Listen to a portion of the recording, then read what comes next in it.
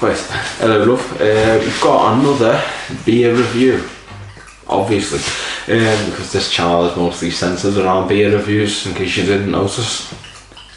Yeah, this time around we are going back to Scotland for some BrewDog, you know, because when you think of Scottish beer, you think of BrewDog in this day and age. Obviously, there's a lot of other stuff there from Scotland, you know, not just Tennent's, not just McEwen's, there's other stuff there as well. But, you know, the most famous one, as of right now, is BrewDog, isn't it? Brewed in Ellon in Scotland, not Elon Musk, Ellon in Scotland. This one is the more recent cold beer lager. Apparently it's cheaper, but it cost me about like £3 in Tesco, so it's not really cheap at all when you think about it. It's a 3.4% can, and it's a 440ml, not quite 500. That's 3.4% volume, and yeah, that's all the can. It doesn't really have much written on it other than the requirements. It's vegan friendly. It's not pregnancy friendly. It's recyclable as well.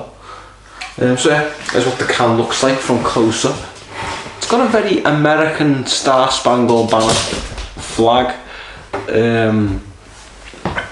like thing going on here, doesn't it? You know, which is okay, I suppose. You know, I'm trying to spin it round, but I don't trust myself because it's a bit slippery, this can.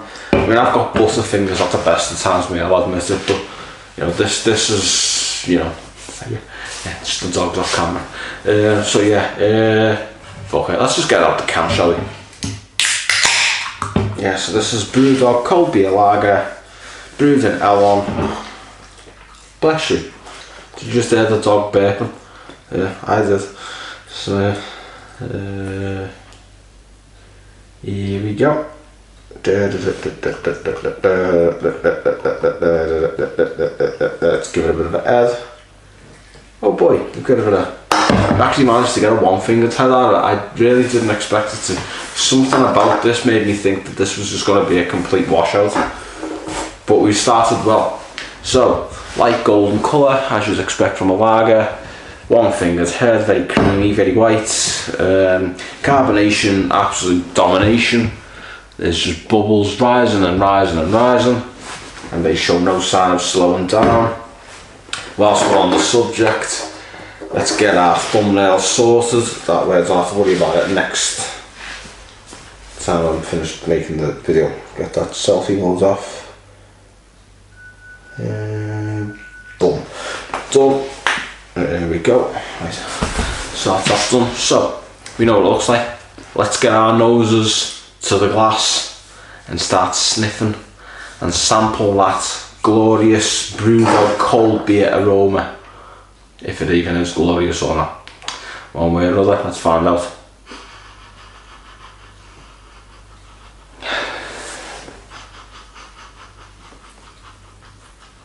Okay, this is very hoppy smelling. Hoppy, grassy. And a weird twang of cardboard. And you probably think I'm taking the piss when I'm saying this, but now I'm getting a weird twang of cardboard. No,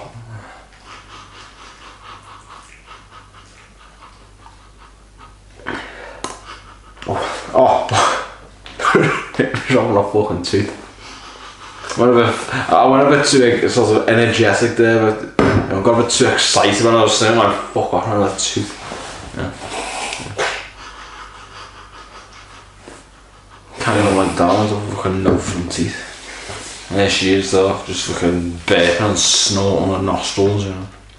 Anyway, yeah, so it's a very hoppy, very grassy, with a weird hint of cardboard for some fucking reason.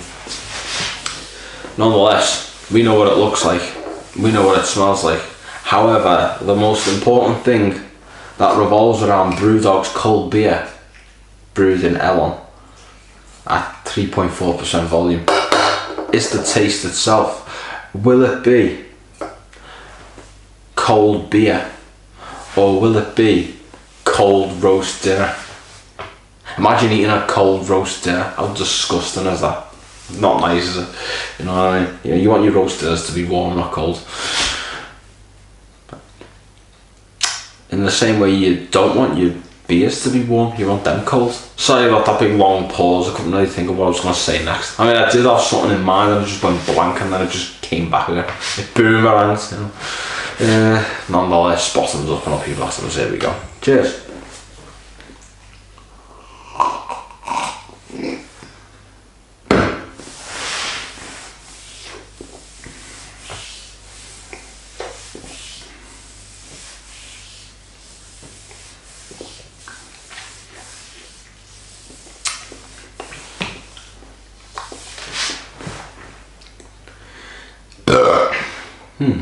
Don't even fucking know what to make of that. That was so much, but so little at the same time.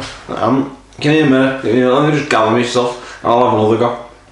That was weird. Okay.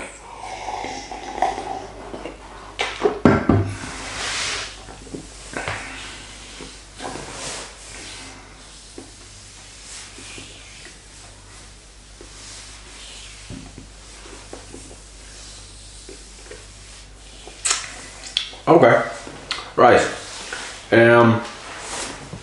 Okay, so the mouthfeel is fairly weak, all things considered. Considering there's loads of carbonation, you really can't feel it.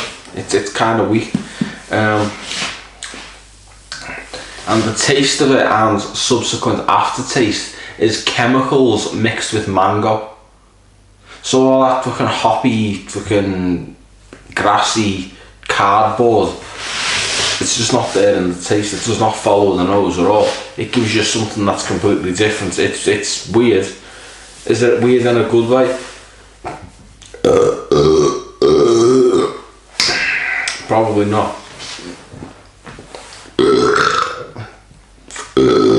Fuck me. No, it's this is a bit weird. It's a weird one. It really is.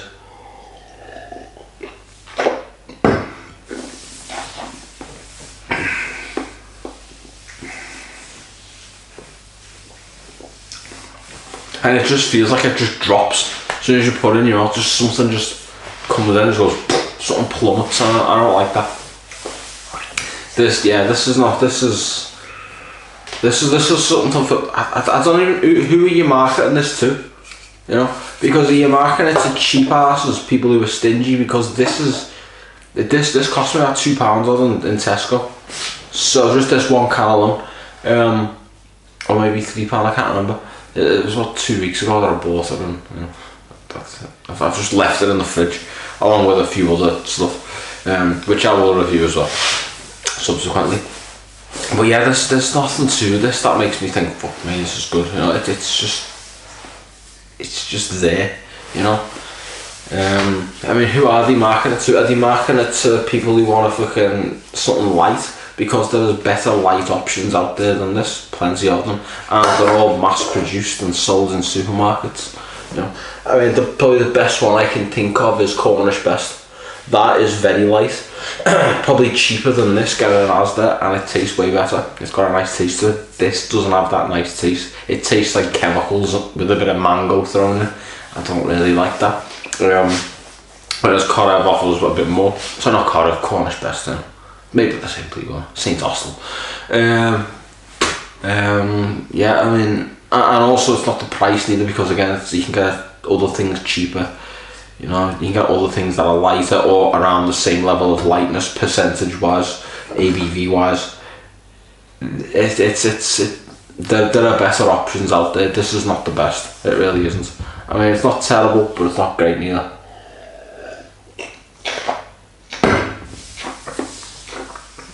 Would I recommend it? No, not really. I mean, it's aesthetically pleasing. This is a nice looking can. I mean, it does look very Star Spangled Banner for a beer that's made in Scotland. Because you can literally see it does the red and blue, but there's also stars on the can itself. So it's very Star Spangled Banner, very Uncle Sam. It makes me wonder why I bothered wearing this Scotland Rugby League jersey. I don't know if you've noticed it. Scotland Rugby League, because it's made in L on it. So I'll rep the Scots since I'm drinking a beer made by Scots. But this seems to want to LARP as an American, even though it's not American. Nonetheless, I mean, I don't think I can take this review any further than what I have, to be honest. It's just been. I wasn't expecting much, and we haven't really got much, have we? So, yeah. Nonetheless, I hope you've enjoyed this review more than I have. I haven't really had a great time. I haven't had a terrible time. I haven't really had a particularly wonderful time either.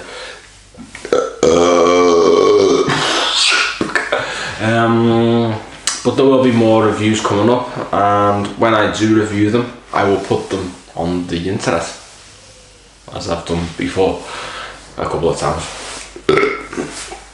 Nonetheless, I'll be signing out. Take care, everyone. There you go. Dog in shot, why not?